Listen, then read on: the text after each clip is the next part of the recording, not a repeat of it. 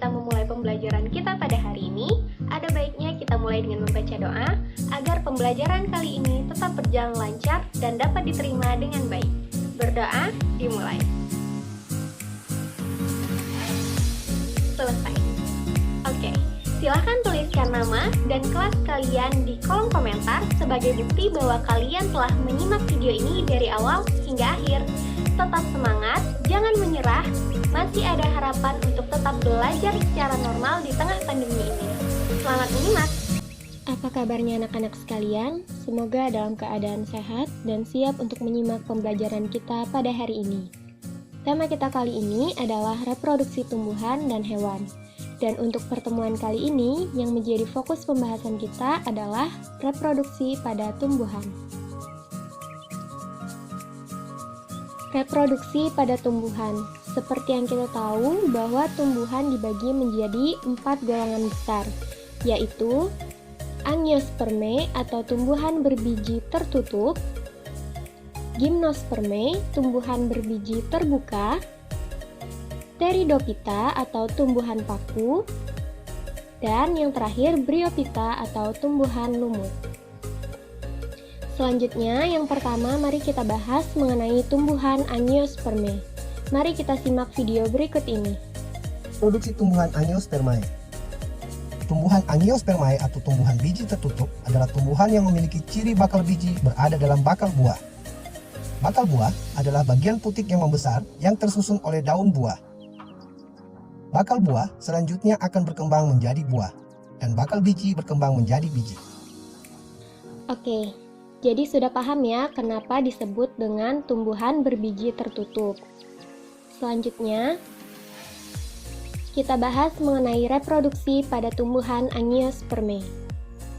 Jadi, reproduksi pada tumbuhan Angiospermae ini dibagi menjadi 2 macam, yaitu reproduksi aseksual, yang terdiri dari aseksual alami dan aseksual buatan, dan secara seksual. Kita bahas yang pertama mengenai aseksual secara alami. Contohnya di sini adalah rizoma, contohnya pada jahe dan lengkuas. Kemudian ada umbi lapis, contohnya pada bawang merah. Kemudian stolon atau geragih, di sini contohnya pada tumbuhan stroberi. Kemudian umbi batang pada kentang. Dan yang terakhir kuncup adventif daun pada tumbuhan cocor bebek.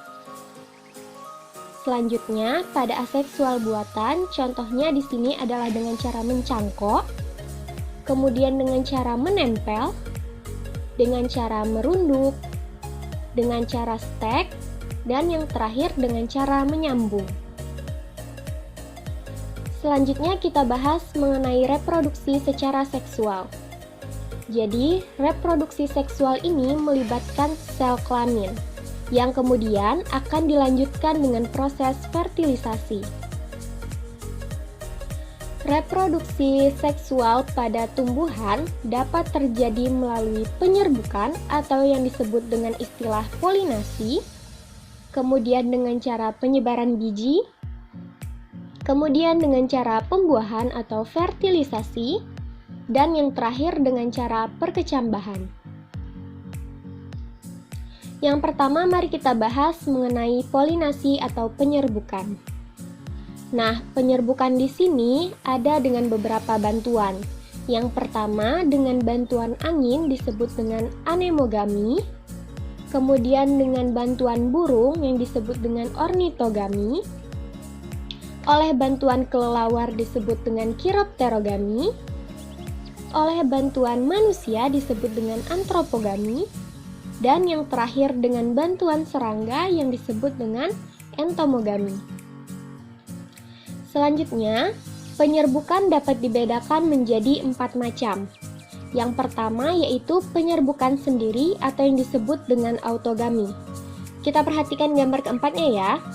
Nah, pada autogami, penyerbukan terjadi apabila serbuk sari jatuh pada putik pada satu bunga itu sendiri. Kemudian, pada penyerbukan tetangga atau yang disebut dengan geitogami, penyerbukan terjadi pada satu tumbuhan yang sama, namun pada bunga yang berbeda. tapi tetap pada tumbuhan yang sama ya. Kemudian, pada penyerbukan silang atau alogami atau bisa juga disebut dengan xenogami, terjadi pada dua tumbuhan yang berbeda, tetapi tetap pada jenis yang sama yang melakukan penyerbukan. Kemudian, yang terakhir yaitu penyerbukan bastar atau yang disebut dengan hibridogami. Nah, bedanya dengan penyerbukan silang, pada penyerbukan bastar ini terjadi pada dua tumbuhan yang berbeda dengan jenis yang berbeda pula. Kalau yang penyerbukan silang itu pada jenis yang sama, kalau penyerbukan bastar itu pada jenis yang berbeda. Oke, selanjutnya kita bahas mengenai pembuahan atau fertilisasi melalui video berikut ini. Peristiwa pembuahan atau fertilisasi, proses pembuahan pada tumbuhan biji adalah sebagai berikut. Setelah serbuk sari melekat pada kepala putik atau stigma, maka serbuk sari akan menyerap air dan berkecambah membentuk bulu serbuk sari. Bulu serbuk sari tumbuh dan bergerak menuju bakal buah melalui tangkai putik. Inti sel di dalam bulu serbuk sari akan membelah menjadi dua. Dua inti sel generatif tersebut akan berkembang menjadi dua inti sel jantan. Satu inti sel jantan membuahi inti sel membentuk zigot atau calon individu baru, dan satu inti sel jantan yang lain membuahi inti kandung lembaga sekunder membentuk endosperm yang bersifat triploid. Pada proses ini, terjadi dua kali pembuahan, sehingga disebut sebagai pembuahan ganda. Oke, paham ya apa itu pembuahan ganda yang terjadi pada tumbuhan. Selanjutnya, mari kita bahas mengenai penyebaran biji. Nah, ternyata penyebaran biji meningkatkan peluang tumbuhan untuk tumbuh dan berkembang menjadi individu baru. Nah, penyebaran biji ini melalui beberapa perantara. Yang pertama, gambar berikut ini merupakan tumbuhan dandelion yang ditiup oleh angin.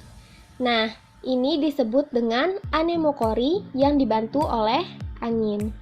Kemudian, oleh bantuan hewan yang disebut dengan zookori, oleh bantuan air disebut dengan hidrokori, dan oleh bantuan manusia disebut dengan antropokori.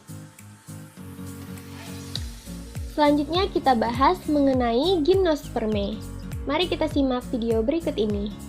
Untuk reproduksi seksual, tumbuhan gimnospermae memiliki alat reproduksi generatif yang disebut strobilus, yaitu strobilus jantan dan strobilus betina. Pada strobilus jantan, terdapat sporangia yang sel-selnya mengalami meiosis dan menghasilkan mikrospora. Mikrospora akan berkembang membentuk serbuk sari. Pada strobilus betina, terdapat banyak megasporofil. Tiap megasporofil mengandung dua bakal biji. Tiap bakal biji mengandung megasporangium. Sel dalam megasporangium akan mengalami meiosis dan menghasilkan megaspora. Inti megaspora akan mengalami mitosis membentuk sel telur. Penyerbukan pada gimnospermae terjadi jika serbuk sari menempel pada liang bakal biji. Serbuk sari akan tertangkap oleh cairan yang terdapat di lubang bakal biji. Jika cairan menguap, maka serbuk sari akan dapat masuk ke bakal biji dan terjadilah pembuahan. Biji tumbuh di dalam megasporofil dan dilengkapi dengan sayap. Paham ya? Jadi, pada strobilus jantan itu terdapat mikrospora, sedangkan pada strobilus betina itu terdapat megaspora. Selanjutnya, kita bahas reproduksi aseksualnya. Nah, reproduksi aseksual pada pakis haji melalui tunas atau yang disebut dengan bulbil, dan pada pinus dengan tunas akar. Berikut ini adalah gambar dari bulbil dan tunas akar pada pohon pinus. Selanjutnya kita bahas mengenai reproduksi tumbuhan paku dan tumbuhan lumut. Mari kita simak video berikut ini. Tumbuhan paku atau Pteridophyta mengalami tahap gametofit dan sporofit. Reproduksi seksual terjadi pada tahap gametofit, yaitu dengan dihasilkannya sel kelamin jantan dan sel kelamin betina yang akan mengalami proses fertilisasi. Tahapan selanjutnya adalah sporofit, yaitu dimulai ketika zigot hasil fertilisasi akan tumbuh menjadi tumbuhan paku yang dapat menghasilkan spora.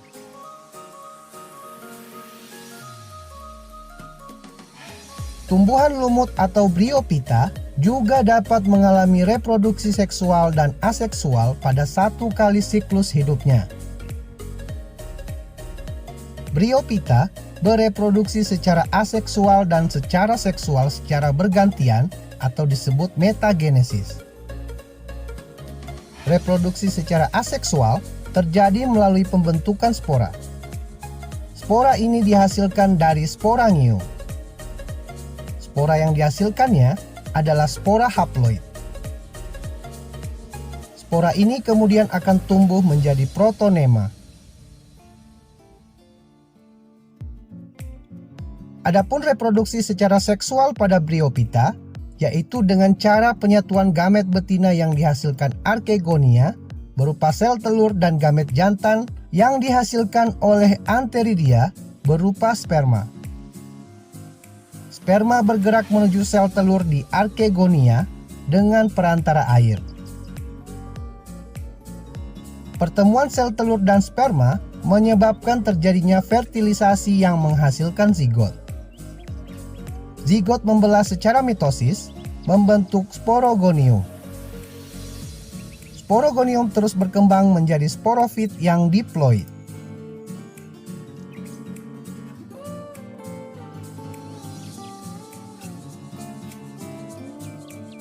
Oke, selanjutnya kita bahas mengenai teknologi reproduksi pada tumbuhan.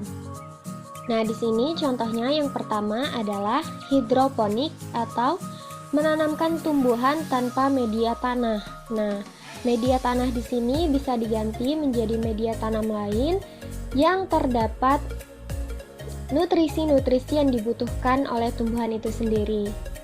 Kemudian, selanjutnya yaitu vertikultur atau instalasi bertingkat. Nah, vertikultur ini bisa dimanfaatkan apabila tidak memiliki lahan yang luas untuk bercocok tanam. Kemudian selanjutnya yaitu kultur jaringan tumbuhan atau menumbuhkan tumbuhan baru dari jaringan atau organ tanaman yang ada. Nah, contohnya di sini pada wortel. Yang kita tahu bahwa tumbuhan itu memiliki suatu kemampuan yang disebut dengan totipotensi. Jadi kemampuan ini merupakan suatu kemampuan dapat tumbuh hanya dari bagian tertentu dari tumbuhan itu sendiri. Ya, sudah selesai pembahasan kita pada hari ini. Semoga anak-anak sekalian dapat memahami apa yang telah disampaikan. Jangan lupa komen nama dan kelas di bagian kolom komentar untuk mengetahui bahwa kalian sudah menyimak video ini dari awal hingga akhir. Tetap semangat dan tetap enjoy walaupun kita belajar dengan kondisi seperti ini. Semoga bisa dipahami. Sampai di sini pembelajaran kita pada hari ini. Semoga bermanfaat. Mari kita tutup dengan membaca hamdalah. Dan apabila terdapat kekurangan dan kesalahan, mohon maaf. Mari kita akhiri. Wabillahi taufiq wal hidayah. Wassalamualaikum warahmatullahi wabarakatuh.